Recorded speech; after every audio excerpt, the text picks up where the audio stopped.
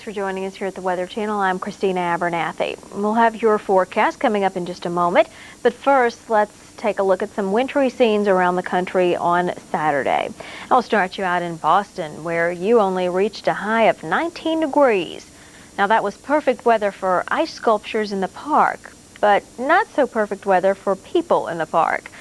But some of you made the best of it, playing ice hockey, so it looks like a lot of fun, but a little chilly out there.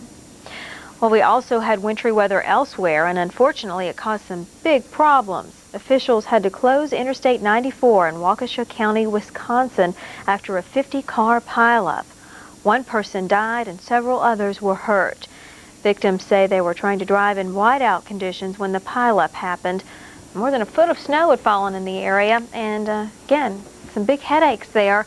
And we continue to see some rough weather, unfortunately, and some cool temperatures Saturday across the northeastern quarter of the country, in the teens and 20s for highs, and that was well below average.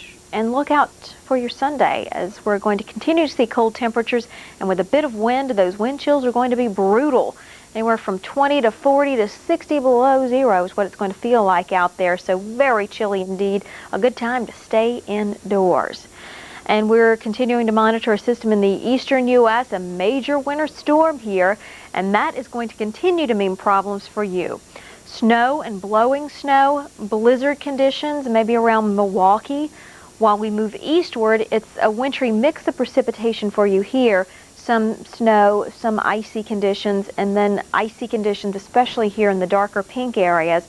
And we know that it doesn't take much ice at all to cause big problems on the roads. And that's exactly what we're going to see. Some areas could see some rather significant accumulations of ice or snow and ice, and maybe a problem with downed trees and power lines. Just a number of concerns here.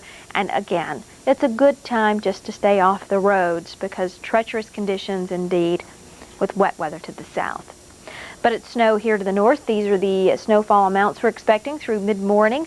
Contrast that with the rain to the south, including the threat for severe weather in the eastern Carolinas and southern Florida, where temperatures really going to be pretty mild overnight for you to the south, but elsewhere very cold, with 20s and 30s for lows all the way down to the Gulf Coast.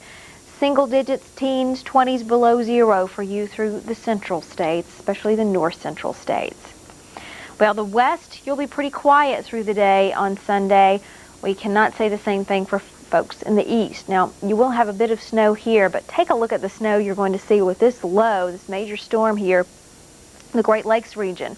Snow wrapping around our area of low pressure here, more windy conditions, more problems for you. Rain to the south, and then here where you see the orange, that's where icy conditions are going to be around. That will be affecting folks to the north through the midday, and here we go on into the early evening hours. And again, it's really going to be a good time just to stay off the roads with the ice, with the snow, the blowing snow. A very wintry, messy situation here. Another look at those precipitation totals, pretty impressive for a lot of folks. And those high temperatures pretty impressive because it's going to be pretty cool. We're going to see 30s and 40s down to the Gulf Coast for highs. The only mild temperatures, the southeast and the southwest. It's here where things are going to be brutally cold, and we're going to continue to see that for the next several days, actually, as a broad trough is going to influence the weather across most of the country, especially the central and eastern states, and that's going to allow more cold air to spill southward from Canada. Although we will see a little bit of a moderation in those temperatures for Tuesday across the southern tier states especially. We will see that next batch of colder air moving in, so that some folks not even getting above zero for highs, and we'll see that chillier air spilling southward by Thursday with 30s and 40s for highs all the way into northern and central Texas.